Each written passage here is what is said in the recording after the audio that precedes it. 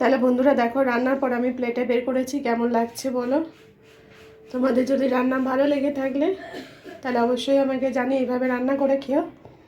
নমস্কার বন্ধুরা, তাহলে বন্ধুরা আজকে রান্না করব তেলেপিয়া, দেশি তেলেপিয়া। আর দেশি তেলেপিয়ার সাথে দেশি সবজি রান্না করব। চলো তাহলে কি রান্না করব, কেমনভাবে রান্না করব অবশ্যই ভাবে সাথে থেকো, কিন্তু হ্যাঁ অবশ্যই সাবস্ক্রাইবটা করো আর প্লিজ ফলোটা করো। চলো তাহলে রান্না করা যায়। তাহলে বন্ধুরা দেখো, এটা দেশি তেলেপিয়া আছে। তাহলে আজকে রান্না করব দেশি তেলেপিয়া আর লাউ আলু কারি, ঠিক আছে। চলো তাহলে এবার কিভাবে রান্না করব সাথে থাকো অবশ্যই ভাবে। তাহলে প্রথমে আমি দিয়ে দেবো হলুদ 1 চামচ মতন দিলাম, হাফ চামচের একটু বেশি নুন দিলাম, দিয়ে এটা একটু ভালো করে মিক্স করে নিতে হবে।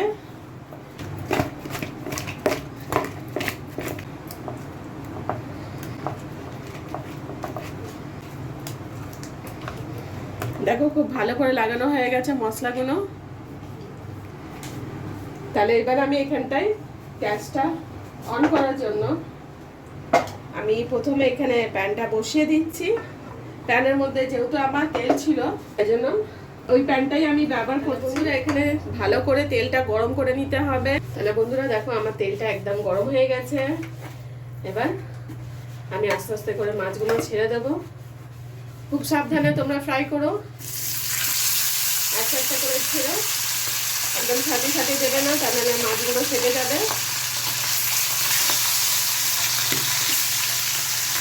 তাহলে বন্ধুরা আস্তে করে এটা পাল্টিয়ে দেখবো। হ্যাঁ ছেড়ে গেছে, এবার আস্তে করে এটা পাল্টিয়ে দেবো মাছগুলো।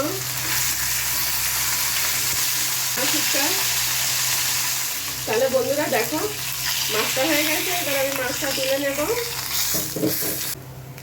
ফ্রাই সুন্দর করে হয়ে গেছে, আবার অন্য মাছটা যেটা বাকি আছে সেটা ফ্রাই করে নেব।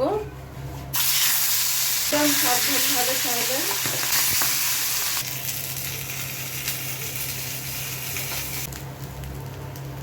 দেখো বন্ধুরা আমি কড়াটা বসিয়েছি, কড়াটা গরম হচ্ছে, আর ভালো করে কড়াটা গরম করে নিতে হবে। রান্নার তেলটা আমি দিয়ে দিলাম, আমি সাদা তেল দিলাম, তোমরা চাইলে সাদা তেল, সরষে তেল, যে তেল দিয়ে রান্না করতে চাও করতে পারো। দেখো বন্ধুরা আমার কড়াটা গরম হয়ে গেছে, এবার কড়ার মধ্যে আমি আলুগুলো ছেড়ে দেবো। আমি সামান্য একটু হলুদ দিচ্ছি।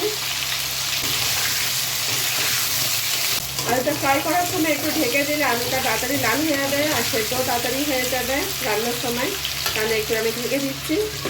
তাহলে বন্ধুরা ঢাকনা খুলছি, আবার খুলে কিছুক্ষণ পরে আবার নাড়িয়ে দিচ্ছি। দেখে তো ঢাকনা লাগিয়ে দিচ্ছি বলে আলুর কালারটা সাথে সাথে চেঞ্জ হয়ে গেছে। দেখো আলুটা কত সুন্দর লাল হয়ে গেছে। এইভাবে আলুটা না ফ্রাই করে দিলে, এখন তো জানো আর বাজারে নতুন আলু ঠিক মতন গলতে চায় না। তারপরে শুধু সেটা না, মানে রান্না হওয়ার পরে আবার শক্ত হয়ে যায়।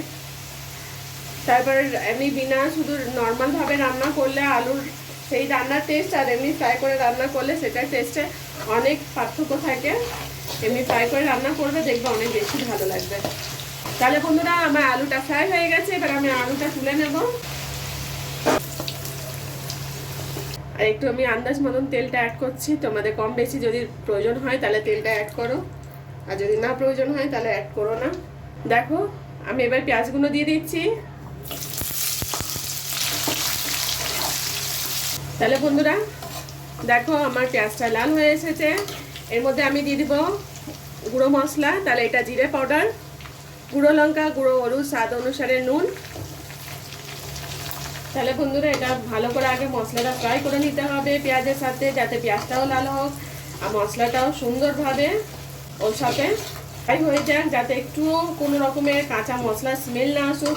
কেন গুঁড়ো মশলার স্মেল আসে মশলা কষার সময়, দেখবে রান্নার টেস্টটা অত মানে একসাথে দিয়ে দিলে রান্নার টেস্টটা ভালো আসে না। আর এইভাবে রান্না করলে না রান্নার টেস্টটা অনেক বেশি ভালো আসে, আর রান্না করার সময় অনেক ভালো সেন্ট আসে। তোমরা এইভাবে ফ্রাই করে মশলাটা দিও, তারপর দেখবে রান্নাটা কত টেস্টি। তাহলে এবার বন্ধুরা দেখো আমি আদা রসুনটা দিয়ে দিচ্ছি, 2 চামচ মতন আদা রসুন দিয়েছি। অল্প একটু জল অ্যাড করলাম। দেখো বন্ধুরা, মশলা দিয়ে তেলটা ছেড়ে দিয়েছে, আর একটুখানি আমি জলটা অ্যাড করবো, তাহলে যেটা তলায় বসে গেছে সেটা ছেড়ে যাবে। তাহলে বন্ধুরা আমার মশলাটা কষা হয়ে গেছে, দেখো সুন্দরভাবে, রান্নার সেন্টটাও ভালো আসছে। ঠিক এই সময় আমি দেশি লাউগুলো দিয়ে দেব। আজকে স্পেশাল দেশি মাছের সাথে দেশি লাউ, স্পেশাল দেশি রান্না।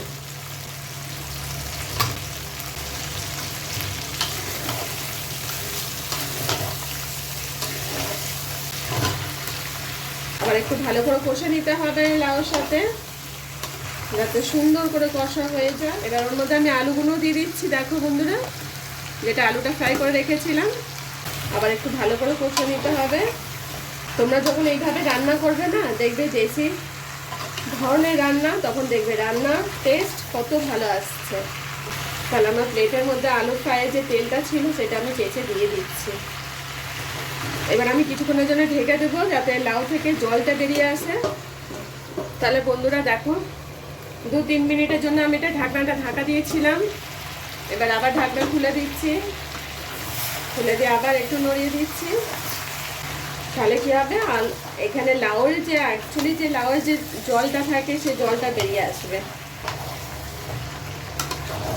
আবার 5 মিনিটের জন্য একটু ঢিমে আছে ঢেকে দেবো, যাতে লাউটা ভালো করে সুন্দরভাবে গলে যাক। তাহলে বন্ধুরা ঢাকনাটা খুলে নিলাম, আবার এটা নড়িয়ে দিলাম ভালো করে একটু। দেখো এখন লাউগুলো সফট হয়ে গেছে, রান্না থেকে সুন্দর সেন্টও আসছে। এবার এর মধ্যে আমি জলটা অ্যাড করে দেবো। দেখো বন্ধুরা, আমি কিন্তু গরম জল অ্যাড করেছি, তোমরা কিন্তু অন্য কোনো জল ঠান্ডা জল দিও না। আমি গরম জল দিলাম, আন্দাজ মতন কম বেশি তোমাদের যেমন জলের প্রয়োজন হবে গ্রেভি রাখা, সেইভাবে জলটা দিও।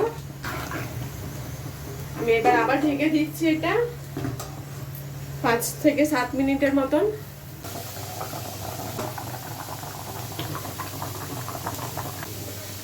একটু ঢাকনাটা খুলে বন্ধুরা একটু নড়িয়ে দিলাম, যাতে সব জায়গার লাউগুলো সুন্দরভাবে গলে যায়।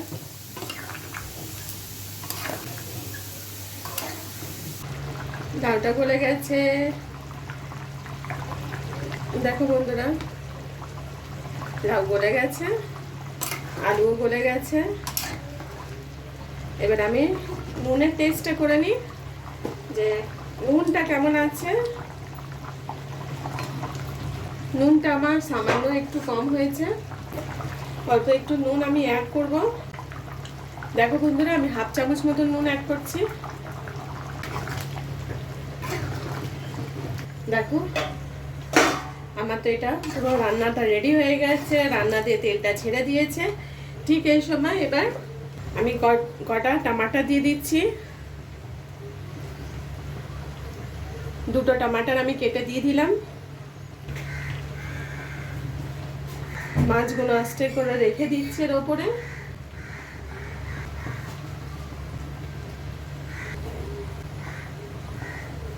শুধু ওপর থেকে ধনে পাতাটা দিয়ে দেব। এটা শুধু জাস্ট 2 মিনিটের মতন ঢাকা দিয়ে রাখলেই ব্যাস রান্নাটা তৈরি হয়ে যাবে। তাহলে বন্ধুরা, আমি কটা কাঁচা লঙ্কা রেখেছিলাম, এখানে কাঁচা লঙ্কাগুলো দিয়ে দিচ্ছি, গোটা কাঁচা লঙ্কা, যাতে ছোট বড় যে কেউ খেতে চায় লঙ্কাটা খেতে পারে। এবার আমি ঢাকা দিয়ে দিলাম 2 মিনিটের জন্য। গ্যাসটা এবার বন্ধ করে দিচ্ছি, তোমাদের এবার বের করে দেখাবো। তাহলে বন্ধুরা দেখো, রান্নার পর আমি প্লেটে বের করেছি, কেমন লাগছে বলো। তোমাদের যদি রান্না ভালো লেগে থাকলে তাহলে অবশ্যই আমাকে জানিয়ে এইভাবে রান্না করে খেও। তাহলে বন্ধুরা, তোমরা দেখেছো কেমনভাবে আমি রান্না করেছি, কিভাবে করেছি। তাহলে এইভাবে তোমরা রান্না করো, দেশি স্টাইলে, দেশি মাছ আর দেশি সবজির সাথে তোমরা এইভাবে রান্না করে খেয়ে দেখলে খুব টেস্টি লাগবে। আর একবার মুখে লেগে গেলে তাহলে আবার নেক্সট টাইম এইভাবেই রান্না করে খাবে। তাহলে আমাকে অবশ্যইভাবে জানিও যে রান্না কেমন লেগেছে, ভালো লেগেছে বা খারাপ লেগেছে, বা যদি এর থেকে আরেকটু কিছু ভালো করতে পারতাম সেটাও আমাকে বলো।